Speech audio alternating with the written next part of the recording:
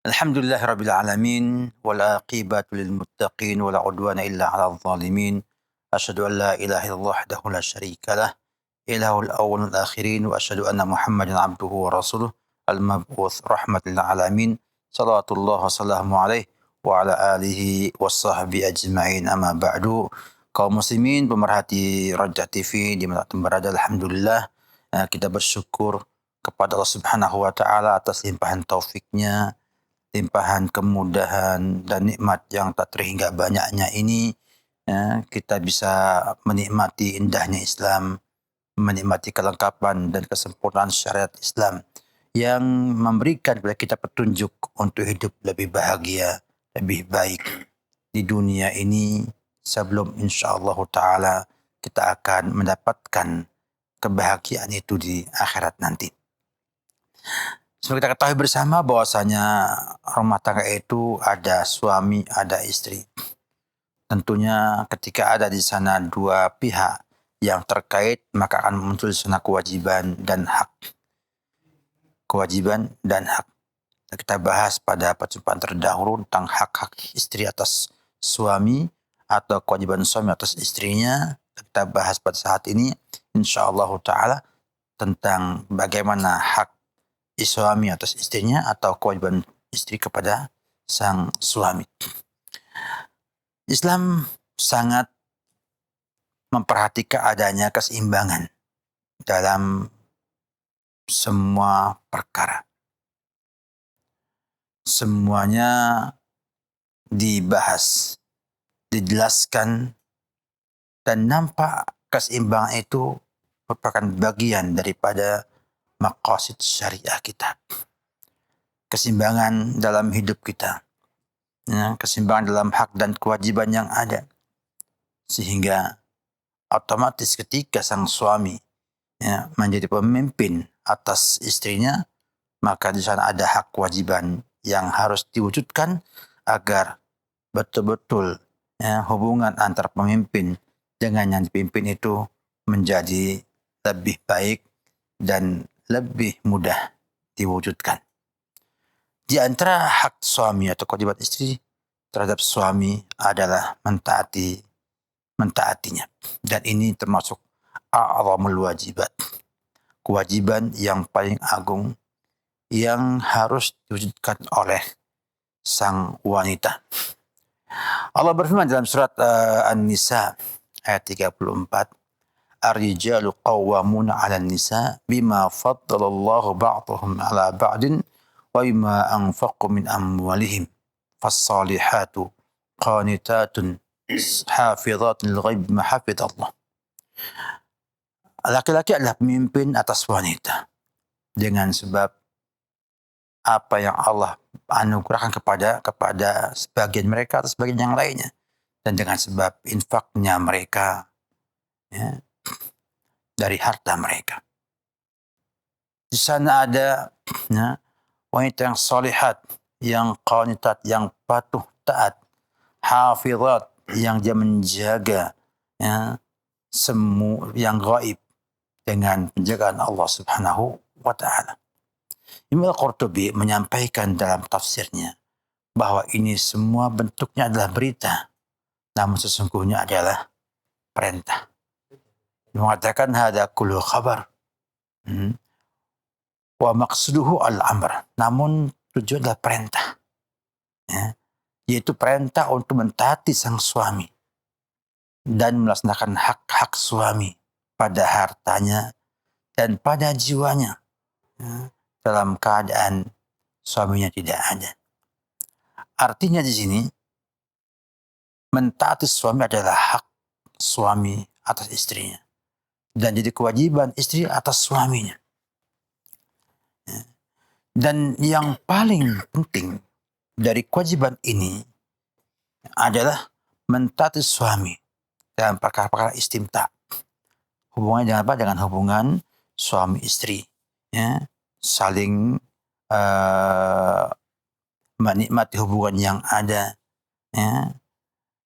sebagaimana disampaikan oleh Abu Hurairah radhiyallahu ta'ala anhu, bahwa Nabi pernah bersabda, "Idza da'a rajul imra'atahu ila firashihi fa'abat an taji'a la'anatha al-malaikatu hatta tusbih. Muttafaqun alaih. Ya. Apabila seorang itu meminta kepada istrinya atau mengajak istrinya ke firas, ya, ke kasur atau ke ranjangnya, artinya mengajak hubungan suami istri, maka sang wanita itu enggan, nggak mau melayaninya, maka akan datanglah sana malaikat yang melaknatnya hingga pagi hari. Dan tidak mungkin ada laknat seperti itu perkara-perkara yang wajib. Perkara yang wajib. Sehingga mentaati suami sampai dalam hal seperti ini, hukumnya adalah wajib. Demikian juga ketika Nabi mengatakan bahwa wanita itu kalau sudah sholat 5 waktunya, puasa Ramadan, ya, kemudian mentaati suaminya, ya, sampai suaminya ridha, maka Allah berikan kepada dia surga. Ya. Menunjukkan bagaimana besarnya kewajiban mentaati suami ini. Dan saya bisa bayangkan bila ada pemimpin, ada rakyatnya. Ya. Pemimpin ini nggak taat sama rakyatnya. Bagaimana akan mungkin terwujud sebuah hubungan yang baik di sebuah negara tersebut. Ya. Maka pemerintah diminta untuk melayani masyarakat, memakmurkannya, menunaikan hak-hak mereka, dan rakyat pun wajib untuk mentaati pemimpinnya karena dia adalah yang dipimpin. Tidak mungkin terjadi pimpin-memimpin tanpa ada di sana ketaatan dari yang dipimpin kepada yang memimpin. Demikian keluarga. Kata ulama mengatakan bahwa keluarga adalah negara kecil, ya, dalam sebuah negara. Jadi kalau tidak ada di sana ketaatan dari sang istri kepada sang suami, maka rumah tangganya akan berantakan. Akan sulit untuk mendapatkan kebahagiaan di sana. Ya. Kenapa demikian? Karena tanpa ada ketaatan kepada pemimpin, sebuah negara saja akan berantakan. Bagaimana kalau ia di rumah, ya, yang itu memang butuh ada yang memimpin dan ada yang dipimpin. Oleh karena itu, para ulama rahimahullah mengatakan bahwa taat sama suaminya adalah perkara yang sangat luar biasa. Bahkan sejak dahulu orang tua kita selalu menasihati kepada anak perempuan mereka untuk mentaati suaminya, untuk patuh sama suaminya, untuk berbakti kepada suaminya. Namun bukan berarti ini tanpa batas. Ya. Dalam artian bukan berarti bahwa semua yang suami perintahkan istri wajib menunaikan. Namun ada di sana ketentuan syariat yang membuat ini semua lebih indah dan tidak ada yang merasa di sana terjajah dan menjajah. Oleh karena itu para mengatakan bahwa taatnya wanita kepada suaminya itu bukanlah ketaatan yang mutlak, yang total. Ya. Namun ketaatan yang terikat dengan batasan-batasan. Ada 3 batasan ketaatan kepada suami tersebut. Yang pertama adalah bahwa ketaatan itu pada perkara yang ma'ruf. Artinya pada perkara yang tidak menyisihi syariat. Sebagaimana disampaikan oleh Khalifah Ali bin Abi Thalib, bahwa Nabi pernah bersabda, la ta'ata fi ma'siyatin, innama ta'atu fil ma'ruf. Muttafaqun alaih. Tidak ada ketaatan dalam kemaksiatan. Ketaatan hanya pada yang ma'ruf saja. Artinya dilarang wanita untuk mentaati suaminya dalam perbuatan yang dilarang Allah syariat atau meninggalkan kewajiban yang ada. Demikian juga yang kedua, ya, bahwasanya ketaatan itu ada pada kemampuan sang istri dan tidak menyebabkan madarat pada sang istri. Kenapa? Karena Allah firmankan dalam surat Al-Baqarah 286, ya, La yukallifullahu nafsan illa wus'aha. Ya, kalau Allah saja tidak membebankan suatu kemampuan, maka yang lainnya pun demikian juga. Ketaatannya hanya pada batas kemampuan saja. Demikian juga, ya, innamat ta'ah fi ma'ruf, ya, menunjukkan bahwasanya sang suami tidak boleh, ya, memerintahkan suami istrinya berbuat sesuatu yang membuat ia madarat, atau sang istri dilarang untuk mentaati suami dalam hal-hal yang bisa memberikan pada dia madarat. Ya. Juga dalam keumuman hadis la darar wala dirar, tidak ada kemudaratan dan tidak boleh memberikan madarat kepada orang lain. Nah, ini riwayat Imam Malik wa Ahmad dan disahihkan oleh Syekh Al-Albani rahimahullahu taala. Ini adalah bahasa yang kedua. Ya. Yang ketiga adalah bahwa taat itu tidak jadi wajib kecuali pada perkara berhubungan dengan pernikahan, dengan hubungan pasangan suami istri dan hubungan yang hal yang seperti itu. Yang wajib tidak bisa diganggu-gugat. Ya. Artinya berhubungan dengan istimta adalah bahasa Arabnya. Dalam pernikahan atau dalam hubungan suami istri, ya, dan yang berhubungan dengan itu semuanya. Ya. Sedangkan yang lainnya, ya, masih ada khilaf ulama seperti berkhidmat kepada sang suami. Ya. Yang rajih adalah wajib bagi sang istri untuk berkhidmat, artinya masak, mencuci, dan lain sebagainya. Ya. Itu yang rajih adalah hukumnya masih wajib. Jadi hal-hal yang seperti ini yang dia itu mendukung untuk menjaga rumah tangga tersebut. Ya. Namun masalah misalnya membelanjakan harta istri sendiri, maka suami tidak boleh memaksakan istrinya untuk membelanjakan hartanya untuk sang suami. Ya. Jadi banyak hal-hal, ya, yang itu bukanlah kewajiban bagi istri untuk mentaati suaminya.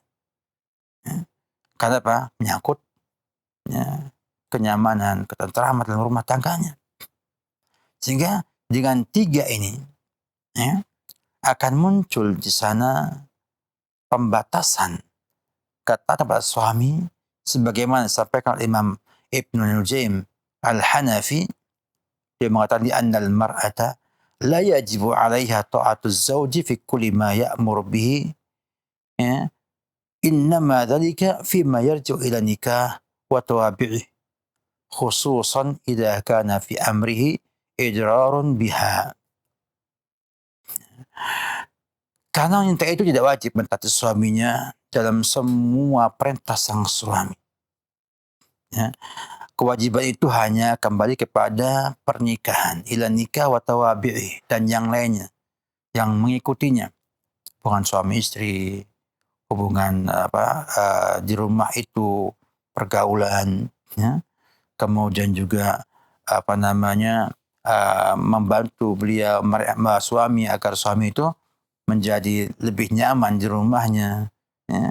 Itu semua adalah hal yang wajib. Ya. Selebihnya tergantung apakah dia itu bermanfaat untuk semuanya ataupun tidak. Atau di sana ada hal-hal yang mungkin masih ada perbedaan para ulama seputar kewajiban yang ada di sana. Artinya yang jadi kewajiban, artinya yang disepakati oleh para ulama rahimahullahu ta'ala. Dan perlu ketahui bersama, dan saya ulang kembali pada percobaan yang terdahulu, bahwa rumah tangga itu pada asalnya dibangun hubungannya dengan ihsan, dengan saling berbuat baik. Ya.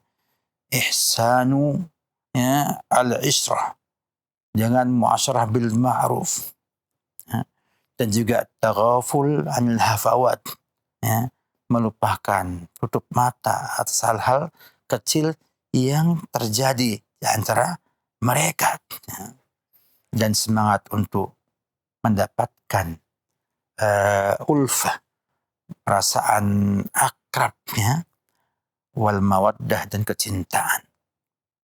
Sehingga rumah tangga itu dibangun di atas hal ini. Pergaulan yang baik, sehingga bila kata suami itu adalah menyangkut hubungan yang baik antara pasangan, maka wajib ditaati. Karena ia termasuk dalam kewajiban muasyarah bil ma'ruf yang menjadi hak dua belah pihak. Juga taghaful anil hafawat. Tidak mesti ada kekurangan-kekurangan pada sang suami. Juga istri sama. Maka sudahlah kita menutup mata kita. Ya. Tidak ungkit-ungkit terus. Biasanya yang banyak ungkit adalah kaum wanita. Laki-laki mudah melupakan hal yang menyakiti hatinya. Ya, atau dongkolnya. Ya. Laki-laki mudah untuk melupakan, tapi perempuan susah. Bahkan kejadian mungkin 10 tahun yang lalu, ya, itu dia bisa ungkapkan dengan detail, sedetail-detailnya. Ya. Tapi hendaknya dihindari. Hendaknya dilupakan. Bila tidak, akan muncul nanti perkara-perkara yang akan merusak cinta dan kasih sayang di antara pasangan suami istri. Oleh karena itu, ya, ini harus dihilangkan, ya, harus tidak diingat-ingat lagi hal-hal yang telah berlalu yang mungkin dianggap sesuatu yang menyakitkan hati, membuat dongkol, dan lain sebagainya. Sebab kalau kita hubungan misalnya 20 tahun, 25 tahun, 30 tahun itu mesti di sana didapatkan hal-hal yang buat jengkel antar pasangan tersebut. Istri jengkel dengan suaminya, ya, dan lain sebagainya. Maka kalau kita ingat-ingat terus, hitung-hitung terus, berbahaya bagi hubungan suami. Maka taghaful itu, ya, penting dalam membangun rumah tangga ini.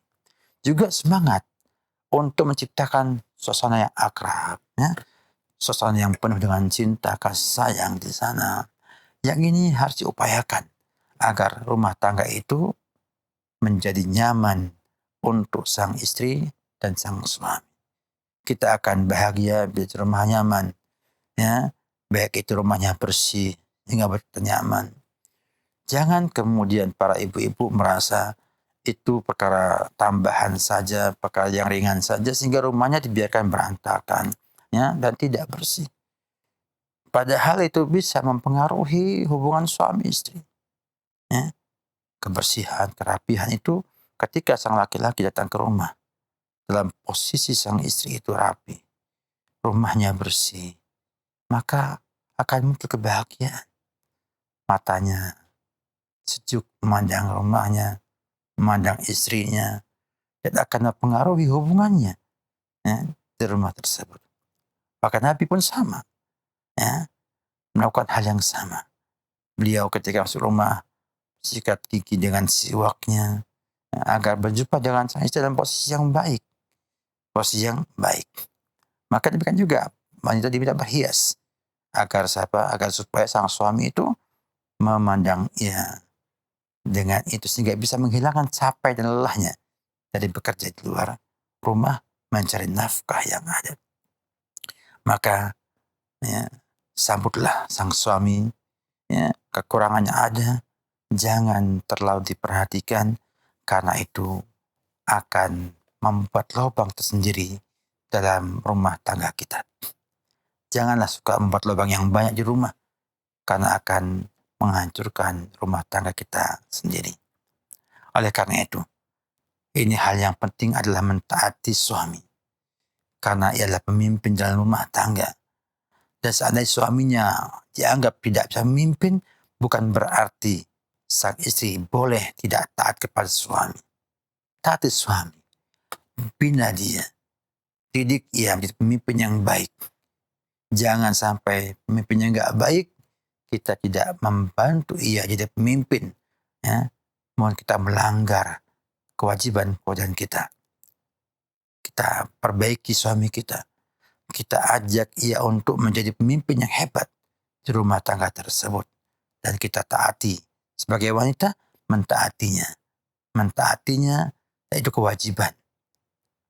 Dan setiap orang punya pertanggungjawaban atas kewajiban yang dimilikinya. Maka, menaikkan kewajiban semaksimal mungkin Allah akan beri kita keberkahan dalam hidup kita. Wabillahi taufik. Salam Muhammad wa ala alihi wa sahbihi wasallam. Baik, Ustaz. Syukron, Ustaz. Jazakallahu khairan atas pencerahan dan bimbingan serta pembahasan yang bermanfaat di kesempatan pagi hari ini. Semoga menjadi tambahan ilmu dan memperkaya khasanah ilmu kita berkaitan dengan membina hubungan rumah tangga antara suami dan istri sehingga tercipta kebaikan dalam rumah tangga kita. Berikut ini kami akan berikan kesempatan, silahkan. Kami akan bacakan dari hamba Allah yang ingin bertanya. Bismillah. Assalamualaikum Ustadz. Ustadz, selain kita berdoa kepada Allah Subhanahu wa Ta'ala, bolehkah saya menaruh harap dan bergantung kepada suami saya berkaitan dengan masalah ekonomi, masalah cita-cita saya, pekerjaan saya, dan harapan-harapan saya, agar suami juga turut mensupport dan membantunya? Silakan. Alhamdulillah, semua sudah punya kewajiban masing-masing. Suami kewajibannya bernafkah kepada sang istri. Dan sang istri kewajiban bersabar atas kekurangan yang dimiliki oleh sang suami tersebut. Isi support suami. Yang bukan hanya suami diminta support pada sang istri. Karena tidak akan muncul yang baik kalau suami diminta untuk memberikan support pada sang istri nggak support pada sang suami. Contohnya, sang suami itu mencari nafkah. Kita tahu bersama rezeki itu sudah ada bagian masing-masing. Rezeki itu tidak salah alamat. Diusahakan dengan cara apapun juga, ya, bila belum rezekinya tidak dapat. Ya. Para banyak orang itu berusaha untuk jadi orang kaya dengan semua waktu yang ada. Bahkan berangkat sebelum subuh, pulang setelah isya. Harapannya ingin jadi orang kaya. Namun juga tidak tercapai hal tersebut. Karena memang rezeki itu sudah ditakdirkan Allah Subhanahu wa Ta'ala. Maka bila sang suami sedang mencari nafkah di luar, sang istri pun mencari sebab untuk kemudahan rezeki. Ya, dengan mendoakan suami, ya, dengan mengamalkan hal-hal yang nanti memberikan rahmat Allah kepada suami dan kepada keluarga tersebut. Sehingga suami disupport oleh sang istri. Dan nanti Allah akan membalas dengan yang serupa atau lebih baik daripada itu semuanya. Ya, karena Allah Subhanahu wa Ta'ala memberikan hidayah kepada sang suami untuk kemudian jadi suami yang baik, yang bisa jadi tempat, ya, berharap, ya, dan bergantungnya istri kepada suami tersebut. Ya. Nabi pernah mengatakan, innakum satakunu athara. Akan muncul nanti, ya, athara, pemimpin, kata Nabi, yang egois, yang mendahulukan kepentingannya ketimbang kepentingan masyarakatnya. Yang ia akan mengambil harta rakyatnya untuk kepentingan pribadinya. Maka dia mengatakan, ya Rasulullah, famadza ta'muruni, apa yang engkau perintahkan kami dalam hal ini? Dia mengatakan, addu ma'alaikum was'alullaha ma'alakum. Tunaikan yang jadi kewajiban kamu dan minta pada Allah haknya kamu. Maka sang istri, ya, tunaikan kewajibannya taat sama suami. Kemudian mendoakan, berdoa kepada Allah hak-haknya agar dimudahkan Allah, ya, untuk terwujudkan hak-hak tersebut. Suami itu mungkin sekarang cuek kepada sang istrinya. Ini banyak sekarang ini, ya, para laki-laki yang cuek dengan istrinya karena kemungkinan kesibukannya mencari nafkah, kesibukannya untuk mikir usahanya agar lebih maju, lebih besar, memikirkan mitigasi resiko yang mungkin muncul di perusahaannya, sehingga sampai di rumah dia sudah tidak bisa lagi memperhatikan istrinya. Ya. Namun bila sang istri terus menjalankan kewajibannya yang baik dan minta sama Allah haknya, maka saya yakin dengan Allah Subhanahu wa Ta'ala, Allah akan berikan kepada ibu hak tersebut dan lebih. Dan mungkin saja akan digerakkan hati suami untuk perhatian dengan ibu. Atau mungkin saja Allah mudahkan usaha suami sehingga ia yang harusnya bekerja 10 jam, mungkin dengan 5 jam sudah cukup untuk kebutuhan yang ada. Karena Allah itu Maha Kuasa. Bisa merubah apapun juga. Bisa menunjukkan siapapun juga kepada yang terbaik dalam hal ini. Dan banyak para ibu-ibu, para istri yang tidak berfikir untuk memohon haknya kepada Allah Subhanahu wa taala. Hanya mengadu keluhan dan hal-hal yang tidak enak yang dirasakan kepada Allah Subhanahu wa taala dan tidak pernah minta haknya kepada Allah Subhanahu wa taala. Minta sama Allah rezeki, minta sama Allah dimudahkan untuk tercapainya harapan, dan minta kepada Allah agar suaminya mensupport dia. Padahal itu lebih efektif daripada mengeluh kepada manusia. Sampaikan sama Allah Subhanahu hak tersebut. Minta kepada Allah Subhanahu wa taala. Dan Allah akan berikan cara terbaik untuk menyampaikan apa yang kita harapkan tersebut. Bisa melalui suami, bisa juga melalui yang lain-lainnya. Allah Maha Kuasa mengatur agar kita semua semakin beriman kepadanya, semakin mengimani hal-hal yang gaib, agar kita jadi orang yang muttaqin, alladzina yu'minuna bil ghaibi, yang beriman dengan hal-hal yang gaib yang belum terjadi. Bahkan terkadang kita tergesa-gesa, tidak sabar dengan kekurangan yang ada, sehingga dengan alasan membantu suami, kita akhirnya malah menyusahkan suami. Kita tinggalkan kewajiban-kewajiban kita hanya karena alasan ingin membantu ekonomi suami. Apakah mungkin begitu? Tercapai? Belum tentu. Karena rezeki itu tidak mungkin salah alamat.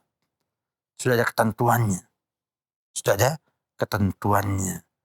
Maka baiknya setiap wanita itu bertakwa sama Allah Subhanahu wa taala di rumahnya, menjaga hati suaminya, menjaga anak-anak suaminya, menjaga dirinya ketika suaminya tidak ada. Mohonlah kepada Allah hak-haknya, tunaikan kewajibannya. Insya Allah, Allah mudahkan rezeki suami dengan sebab doa-doanya sang istri. Nabi bersabda, innama tunsaruna wa turzaquna illa bidu'afaikum. Kamu itu dimenangkan dan diberikan rezeki dengan sebab orang-orang lemah yang ada pada kalian. Demikianlah, para istri banyaklah berdoa kepada Subhanahu wa taala agar suami itu bisa mensupport apa yang diinginkan selama itu kebaikan untuk rumah tangga tersebut. Dan kalau belum bisa mensupport, jangan nyalahkan siapa-siapa, namun minta langsung kepada Allah agar diberikan hidayah suami bisa mensupport sang istri. Maka semakin dekat sang dengan suami dengan Allah Subhanahu wa taala, maka akan semakin banyak kemudahan dapat olehnya. Jangan lupa, Anda punya Allah yang Maha Kuasa. Anda punya Allah yang Maha Sempurna semuanya, yang memberikan rezeki kepada yang Dia kehendaki. Maka bersabarlah, bersabarlah dengan para suami agar mudah-mudahan dengan doanya ibu-ibu semuanya, para suami akan jadi pemimpin yang terbaik untuk rumah tangga mereka. Wabillahi taufik. Baik, Ustaz, terima kasih atas jawaban serta nasihat yang bermanfaat yang telah disampaikan pada penanya khususnya serta kita yang mendengarkan pada kesempatan kali ini. Berikut ini kami bacakan kembali dari hamba Allah yang bertanya. Assalamualaikum warahmatullahi wabarakatuh, Ustaz. Dalam pergaulan di dalam rumah antara suami dan istri, terkadang suami melihat atau merasakan dari perkara-perkara yang dia tidak sukai dari istrinya. Kapan sang suami boleh mengutarakan ketidaksukaan tersebut dan bagaimana cara yang tepat agar tidak terjadi kesalahpahaman antara keduanya? Silakan. Ya. Ini perkara yang biasa terjadi dalam rumah tangga. Ya, bukan hanya yang bertanya, yang tanya pun juga merasakan hal tersebut. Ya, maka di sini perlunya sang suami mengerti keadaan istrinya, mengerti sifat-sifatnya, ya, mengerti kapan kira-kira ia sedang dalam keadaan marah, tidak suka dengan suaminya, dan kapan ia itu nampak sedang cinta banget sama suaminya dan sedang rindu dengan sang suaminya. Ya, biasanya kalau sudah jengkel dengan suaminya, susah untuk menerima ucapan sang suami. Dan dalam kondisi ia senang dengan suaminya, ya, sedang dalam keadaan rindu dengan suaminya, maka apa yang disampaikan suaminya akan ia telan habis-habis, ya, dan akan ia terapkan dalam kehidupannya. Ini penting. Nabi kita tahu ketika Aisyah bertanya, "Wa Rabbi Ibrahim." Kata Rabbi Ka'bah, enggak mau Rabbi Muhammadin. Tuhan Muhammad biyadihi. Ya, kata dia, Aisyah sedang apa? Jengkel dengan Nabi kita Muhammad sallallahu alaihi wasallam. Nabi saja merasakan, ya, hal yang seperti itu. Ya. Jadi jangan berkecil hati. Ya. Ada caranya. Dengan apa? Dengan melihat kondisi kita. Kalau dalam kondisi tidak siap menerima omongan kita, sampaikan dalil pun ditolak oleh dia. Tapi kalau dalam keadaan senang, longgar, apapun juga disampaikan oleh dia tanpa dalil pun jangan terima. Bahkan kadang kejadian, ya, yang istri tanya dengan suaminya, suami jawab dengan jawaban yang benar, tapi tetap tidak mantap katanya sampai ketemu ustadz, tanya ke ustadznya. Kenyataannya, dan saya rasakan sendiri, ya, saya dapatkan, saya bertamu dengan ke teman saya, dia tanya dengan saya, pertanyaan saya jawab, apakah suaminya kan bisa jawab kemarin begitu? Kata dia, beda, tetap beda. Ini kan ustadz yang jawab, bukan kamu. Artinya di sana mungkin kondisinya ketika dia dapatkan jawaban itu, kapan dia emang tidak begitu tidak betul bisa meresponnya, ya, karena memang kondisinya mungkin tidak mungkin itu. Makanya sang suami harus tahu kapan sang istri itu mampu untuk mendengar, ya, omongan kita. Yang kedua, sepanjang apa kalimat yang bisa diutarakan agar ia bisa mengerti apa yang diinginkan olehnya. Ya. Kapan itu? Tergantung kepada kondisi istri Anda. Ya. Tidak mungkin orang lain ngerti kondisi istri saudara. Maka hendaknya sang suami mengerti pertama sifat-sifat wanita secara umum. Ya, seperti senang dipuji, kemudian ingin didengarkan omongannya.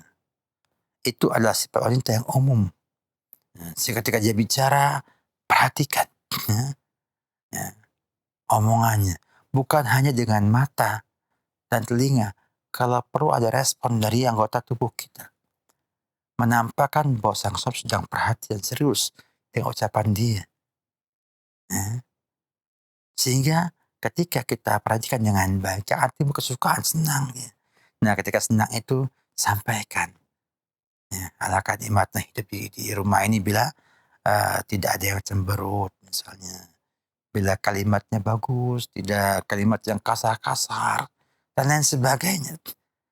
Sampai ia merasakan bahwa ia pernah berbuat salah dalam hal ini. Tapi jangan tunggu ia minta maaf. Nah, karena kadang-kadang susah untuk mengatakan minta pada suaminya. Dimaafkan saja. Ya, dimaafkan saja.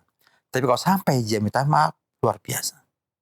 Ya, oleh karena itu, sang laki-laki, sang suami harus mengerti ini semua dan disampaikan di waktu-waktu yang memungkinkan untuk itu.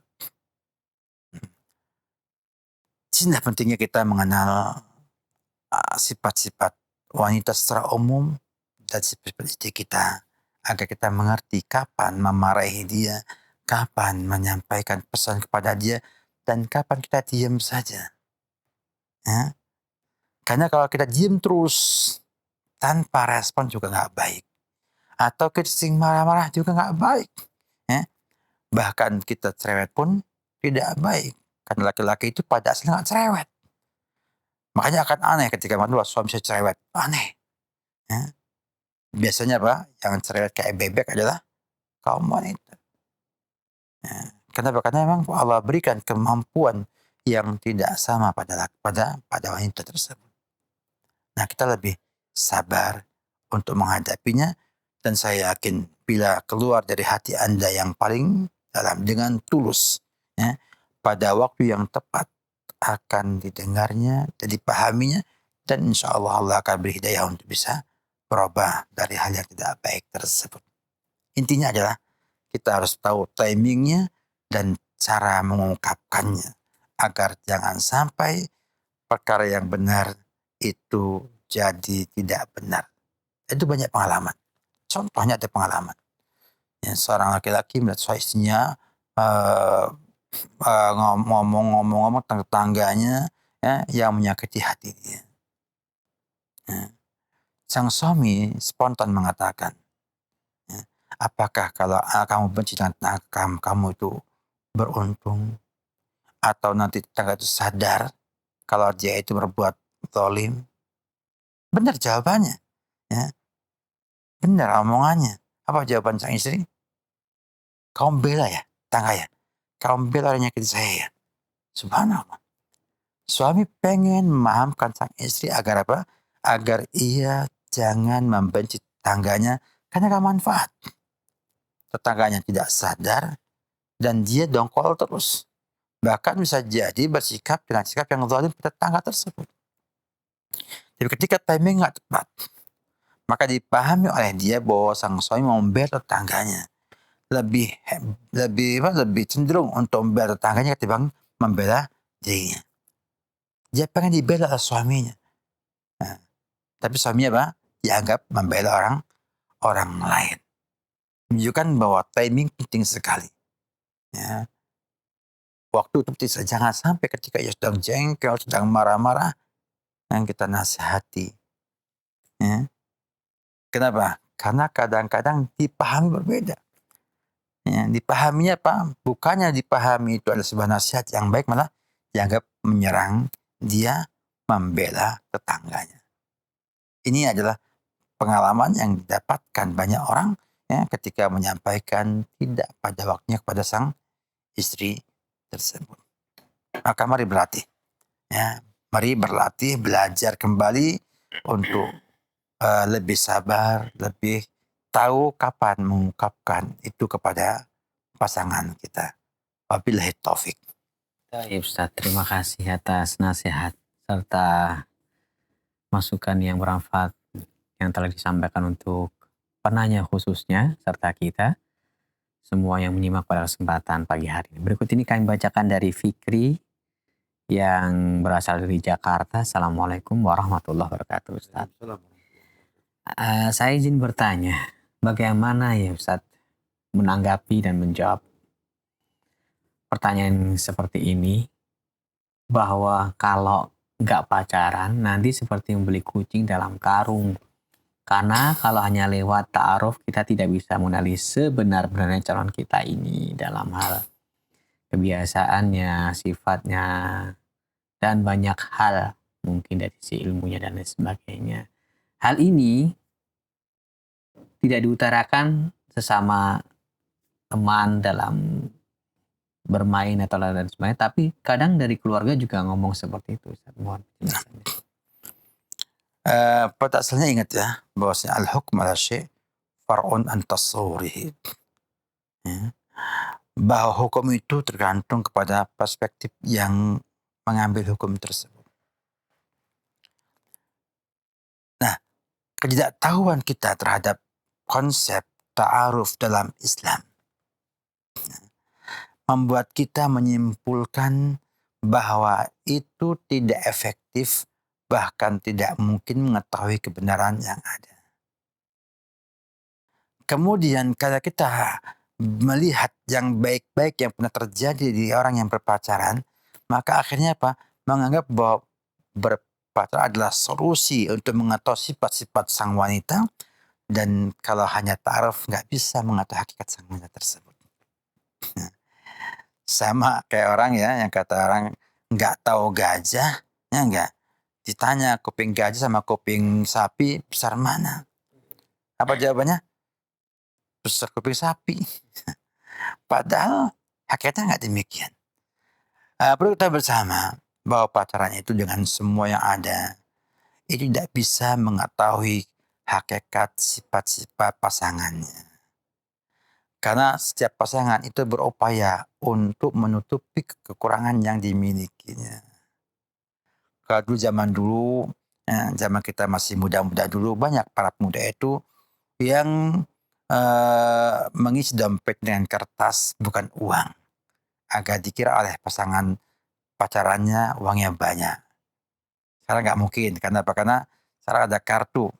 Ya, semakin banyak kartu ATM-nya, berarti apa? Semakin banyak uangnya, gitu. Sehingga tipis dompetnya. Dulu nggak demikian. Sang perempuan ketika ketemu dengan sang pacarnya, tidak mungkin akan berpakaian seadanya. Akan segalanya. Berhias, menampakkan kelebihan yang dimilikinya. Bahkan ketika bicara pun akan dibuat bagaimana berbicara yang lebih enak, lebih santai, sehingga timbul kenyamanan di sana.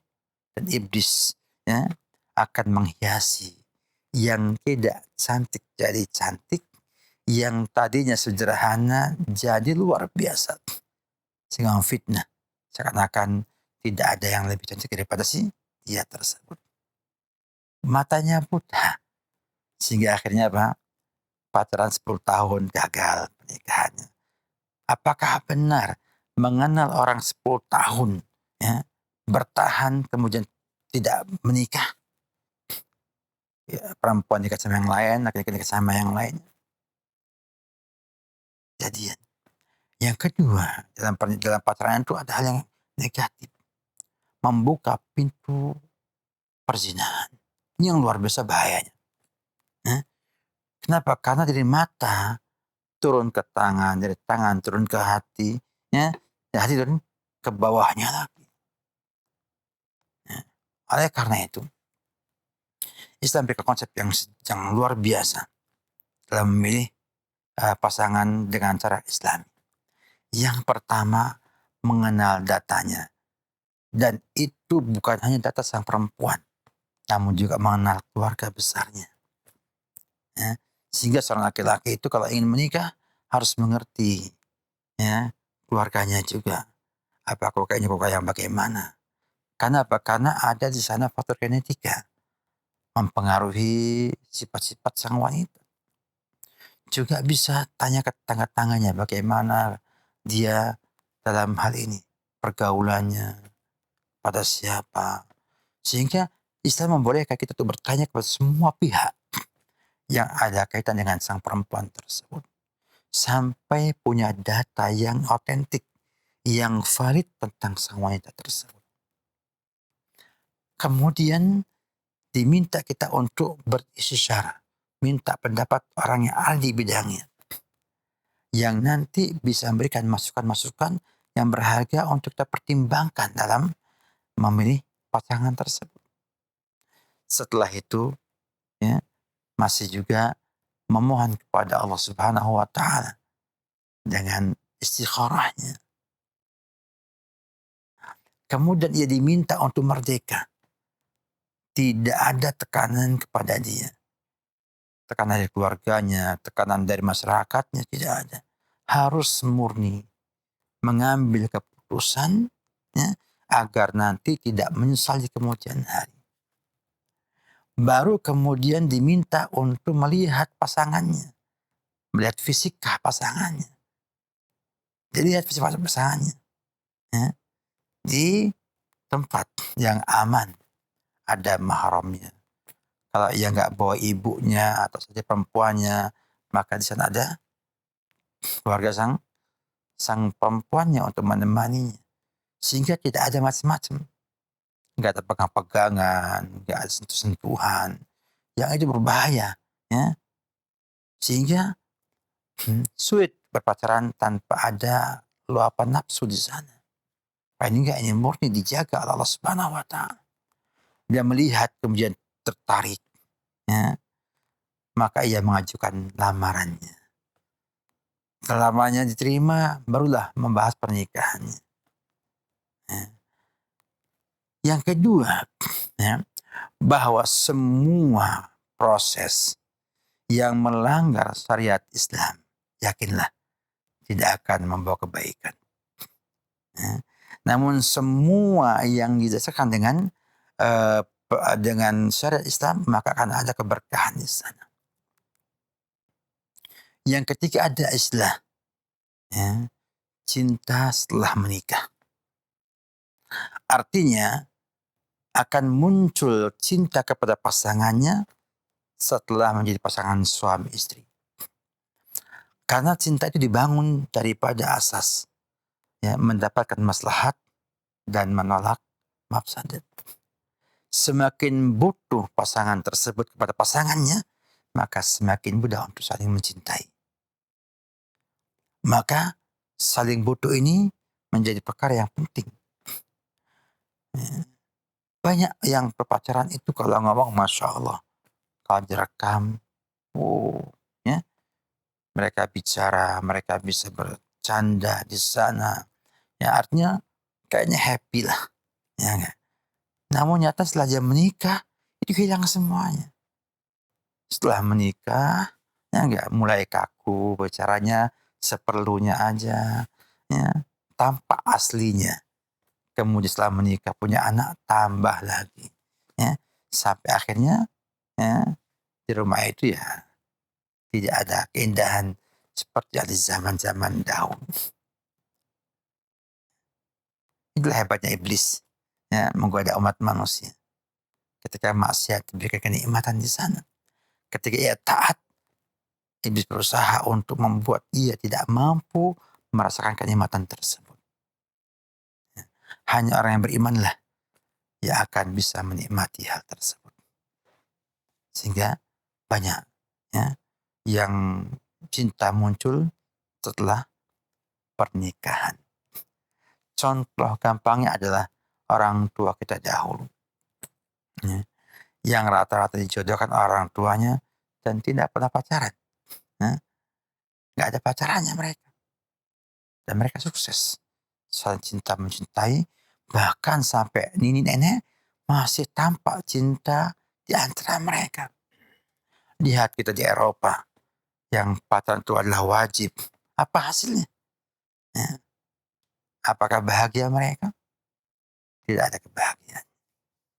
Maka perlu para hadirin sekalian kaum muslimin rahimahullah ta'ala untuk belajar kembali konsep yang sebenarnya, ya, dalam ta'aruf tersebut.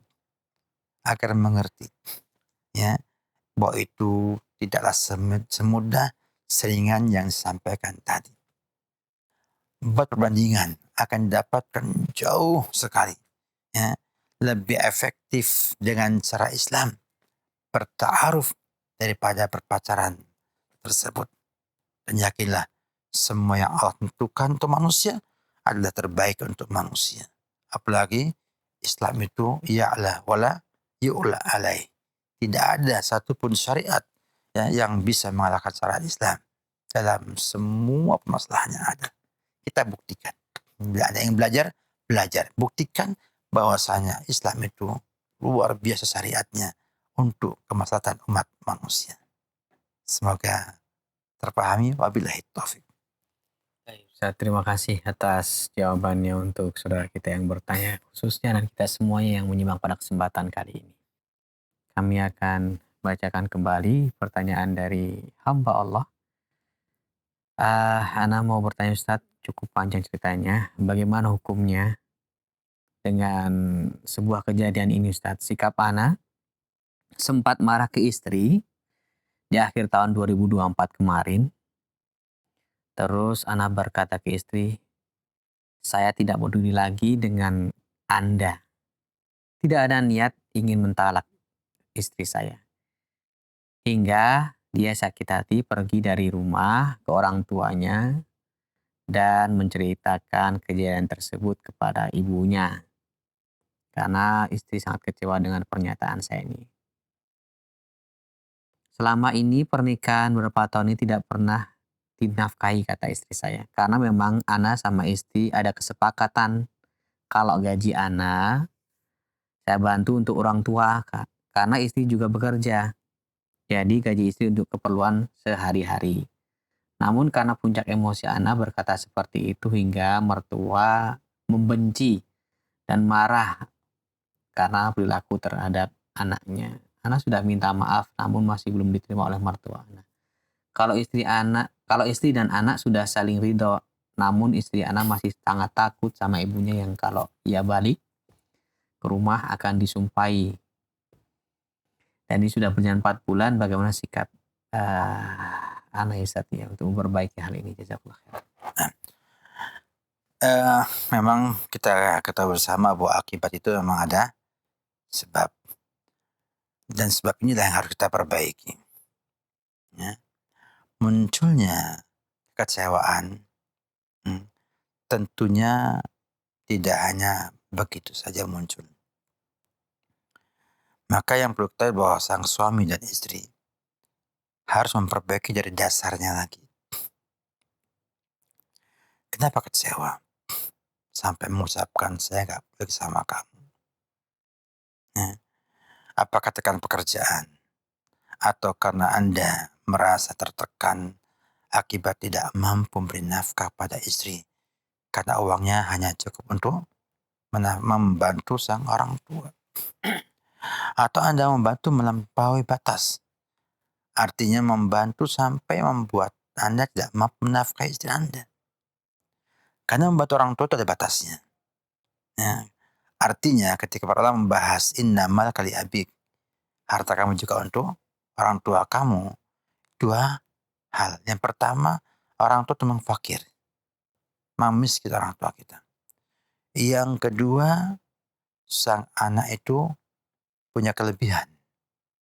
Ya, kelebihan kewajiban ia. Ya, menafkahi keluarganya. Ya. Karena dia harus pertama adalah membiayai istrinya dulu untuk hidupnya. Asasi, bukan berlebih. Maka ketika sang ibu misalnya dikirim uang untuk bisa makan, minum, ya, cukup, ya, maka sisanya kasihkan kepada sang istri. Ini cara kita mengolah uang kita bila uangnya memang tidak mencukup untuk semuanya. Dan saya yakin kalau hanya untuk makan, minum orang tua, ya, dan pengobatannya kalau memang perlu, nggak banyak. Seperti sekarang ada BPJS misalnya. Ya, artinya, ya, ada di sana solusi-solusi yang akan membuat kita tidak terlalu banyak mengeluarkan nafkah, ya, untuk orang tua kita. Terlebih masih banyak keluarga lain yang ada sehingga bisa berkolaborasi dengan yang lain untuk membayar ini dan tetap memberikan nafkah pada sang istri. Karena nilai nafkah itu memiliki pengaruh pada sang istri. Perlu diketahui bahwasanya ketika sang istri tidak membutuhkan suami sama sekali, tidak sama ketika ia itu membutuhkan sang suami. Nah, bila nggak mungkin karena memang sangat kecil gaji kita, maka Anda harus ganti hubungan dengan istri itu dalam muamalah yang baik. Karena Anda tidak menunaikan kewajiban Anda kepada sang istri. Dan istri mengalah. Istri mengalah, ya, dengan mau memberikan penghasilan dari kerja dia untuk membiayai rumah tangga tersebut. Tentunya Anda mestinya berhutang budi dengan sang istri. Ya. Jangan merasa itu hal yang biasa saja. Enggak, Anda berhutang budi dengan sang istri yang mau membantu Anda untuk menutupi kebutuhan yang ada. Maka otomatis harus lebih sabar menghadapi istri. Dan harus lebih pintar menghadapi sang istri. Sampai istri itu tetap merasa butuh kepada kamu. Butuh pada suaminya. pertahankan kebutuhan istri kepada sang suami. Ya, terserah. Bukan soal istri pengen butuh lemah lembut dari sang suami, butuh perhatian dari sang suami. Dia nggak butuh uangnya, dia punya uang. Dia butuh perhatian, kelembutan, cinta kasih sayang sang suami kepada dia. Sehingga akhirnya dia merasa bahwa kalau ia misalnya pisah dengan sang suami, maka ia akan mendapatkan kesengsaraan dalam hidupnya. Atau yang lainnya yang dibutuhkan oleh sang istri tersebut. Sehingga akan muncul keseimbangan di sana. Ya, keseimbangan di sana. Nah, dengan demikian dia akan muncul perlakuan sang istri yang baik kepada sang suami. Karena biasanya perempuan ketika capek lelah, ya, bekerja untuk menafkahi suaminya, ya, suaminya gak memberikan yang lain untuk menutup kekurangan yang ada tersebut, akan itu sikap-sikap, ya, yang akan membuat jengkel sang suami. Dan sang suami kan nggak merasa itu semuanya beremosi. Dan ketika emosi negatifnya muncul dan dia nggak bisa mengendalikannya, maka muncullah kemarahan dengan mengancam atau menyampaikan ucapan-ucapan yang itu terfahami, ya, bercerai atau enggak bercerai. Oke lah, Anda tidak memberikan niat untuk menceraikannya, tapi ucapan itu menyakitkan hati wanita. Ya, menyakitkan hati wanita. Enggak peduli sama kamu. Padahal ia butuh kepedulian sang suami pada dia. Bukan butuh kepada uangnya. Sebagaimana orang nusus itu dihalangi nafkahnya oleh sang suami, ya, karena pada umumnya wanita itu butuh nafkah dari sang suaminya. Tapi ketika sang istri nggak butuh nafkah dari suaminya, dihalangi nafkah, nggak ada masalah bagi dia. Nah gitu. Maka hendaknya sang suami pintar dalam hal ini. Kemudian ketika ia dimarahi, ya, ini kan dimarahi namanya, ya. Kemudian ia pergi ke rumah orang tuanya. Ini juga sikap yang keliru dari sang istri. Ya. Kenapa? Karena apapun juga di rumah tangga terjadi, kalau bisa tidak melibatkan pihak ketiga dulu. Sampai memang harus melibatkan pihak ketiga untuk mendamaikan atau misah. Kenapa demikian? Karena yang namanya emosi sesaat. Ya. Ketika ia sadar, minta maaf sama istri memaafkan karena cintanya ada pada sang suami. Tapi sang ibu yang tidak punya cinta sama sang suami tersebut, ketika dia disakiti istrinya, disakiti anak putrinya, gak terima. Maka susah untuk memaafkan permintaan maafnya sang suami tersebut. Ya. Maka hendaknya kita koreksi dulu agar jangan sampai terulang 2 kali peristiwa tersebut. Nah, kalau sudah kejadian terjadi, apa boleh buat, maka Anda harus sabar untuk membangun kembali, ya, membangun kembali hubungan dengan mertua Anda dan dengan cara menyambung dengan lisan, dengan emosi kita, dengan pemberian kita. Ya. Tampakkan bahwa Anda adalah laki-laki yang mampu berbuat lebih baik daripada sebelumnya. Ya, kalau perlu nafkah pun diberi kepada sang istri, walaupun kecil. Agar sang mertua tahu bahwa sang suami sudah memberikan nafkahnya kepada sang istri. Kan saya agak yakin sang istri Anda mengatakan, tidak mengatakan pada sang ibunya, saya dimarahi padahal saya yang menafkahkan istri, dia gak pernah ngasih nafkah dan lain sebagainya kepada saya. Sehingga sang ibu akan marah. Maka hendaknya sang suami pintar melihat semuanya. Ya. Jangan sampai kita minta maaf hanya minta begitu saja. Kita tahu apa masalahnya. Kenapa sang mertua marah. Nah, kita harus bisa membuktikan kita sekarang sudah baik dari hal-hal tersebut. Cobalah Anda lihat kembali apa sih yang menjadi sebab mertua marah. Apa semata hanya sang istri pulang ke rumahnya? Saya kira biasa aja. Perempuan pulang ke rumah ibunya. Dia marah itu karena sang istri mengeluhkan Anda. Nah, tanya apa yang kemarin dikeluarkan oleh istri kepada sang mertua yang membuat mertua itu marah.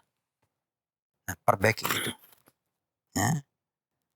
Kemudian tambahlah oleh-oleh ya, kepada sang mertua yang ia senangi, ya, yang mudah-mudahan tahabu kata Nabi kita Muhammad SAW. Kasih hadiah. Ya. Mudah-mudahan akan timbul cinta lagi kepada Anda. Dan mertua bila cinta, dia akan perbaiki hubungannya ada dan maafkan kesalahan yang dibuat oleh menantunya tersebut. Wallahu alam bisawab. Nah, Ustaz, barakallahu fikum wa Fikum jazakallahu khairan. barakallah. Semoga menjadi solusi bagi Bapak yang bertanya, khususnya dari kita semuanya yang menyimak pada kesempatan kali ini. Kami akan bacakan pertanyaan terakhir Ustaz dari hamba Allah. Assalamualaikum Ustaz, ingin menyampaikan unek-unek hati. Saya ibu rumah tangga. Saya ini sudah puluhan tahun menjalin hubungan keluarga dengan suami saya. Suami sering salah paham atau tidak mengerti tentang diri saya. Saya ngomong baik-baik, dia selalu tersinggung dan selalu salah paham. Kebetulan saya bekerja dan punya penghasilan lebih besar dari suami.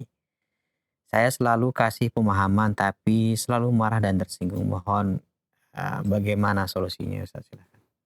Kalau saya punya pendapat, ya, ibu sebaiknya lebih menggunakan perbuatan daripada omongan.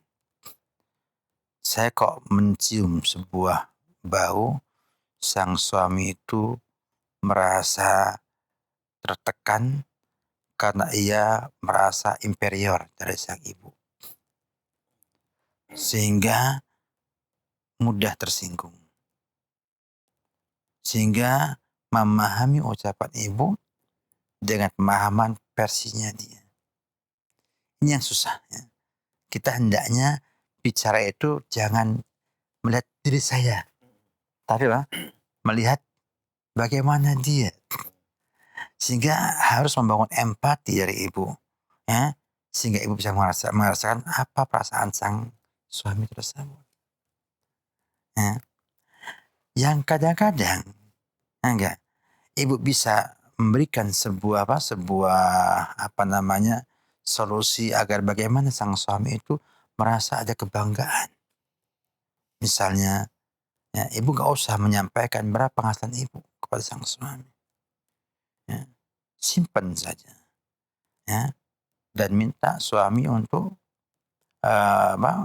mengajak suami makan-makan, suami yang bayar. Ya, ya mungkin nanti akan buat dia jadi lebih hebat lagi, lebih merasa bahwa ia adalah laki-laki yang bisa menunaikan kewajiban yang dimilikinya. Sampaikan bahwa bagaimana saya adalah rakyat yang dipimpin oleh Bapak. Bapak adalah pemimpin di sini. Ya. Jadi menampilkan itu walaupun tidak dengan ucapan, dengan perbuatan. Ya.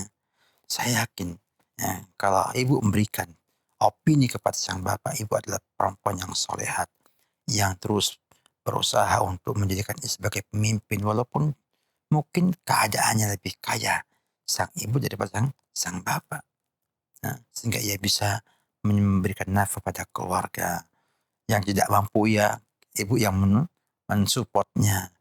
Mudah-mudahanlah akan muncul sebuah perasaan yang lebih baik dari sang bapak sehingga ibu ngomong itu terpahami baik oleh sang bapak tersebut. Jadi membangun empati di sini penting sekali. Ya. Kita ketika bicara sama orang, kita harus mengerti orangnya bagaimana. Ya, kayak saya di sini, ya enggak, yang tidak tahu sama penanyanya, enggak mungkin saya empati dengan jawaban saya jawaban yang memang seperti ini, tidak bisa memberikan lebih. Kenapa? Karena kita enggak paham. Ya. Apakah kondisi yang bertanya ini? Ya, bagaimana keadaannya?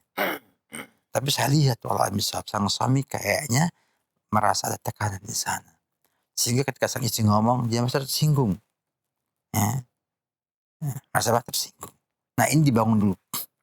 Dihilangkan dulu ini. Ya. Diajak suami untuk bangkit sebagai laki-laki. Ya. Yang emang pemimpin yang harus dihormati. Ya. Yang harus dipatuhi perintahnya, larangannya selama itu dalam kebaikan. nanti insya Allah setelah bapak itu merasakan itu semuanya bahwa istrinya tidak merasa lebih hebat daripada dia, maka mudah-mudahan omongannya, ya, lainnya itu bisa dipahami dengan baik. Di antaranya minta nasihat sama suami, ya, curhat sama suami, kemudian minta nasihatnya, minta bimbingannya. Laki-laki bahagia. Laki-laki secara umum sangat bahagia bila dihormati, ya, bila diwongkan keterangan jawab. Itu semua laki-laki senang semuanya, tidak kecuali, ya, mau ustadz bukan ustadz, ya, tetap ketika dimuliakan oleh orang lain, diuangkan orang lain, maka akan muncul kebahagiaan di hatinya. Laki-laki ingin dihormati, perempuan ingin dimengerti. Susahnya suami nggak bisa mengerti dan wanitanya tidak pernah menghormati, hancur rumah tangga kita. Maka sang wanita harus menampakkan dia menghormati suaminya dengan cara katanya ada, curhatlah kepada suami, minta nasihat pada suami, mudah-mudahan nanti suami akan naik, ya, akan apa? Naik. Tapi jangan sampai tanpa batas dibatasi.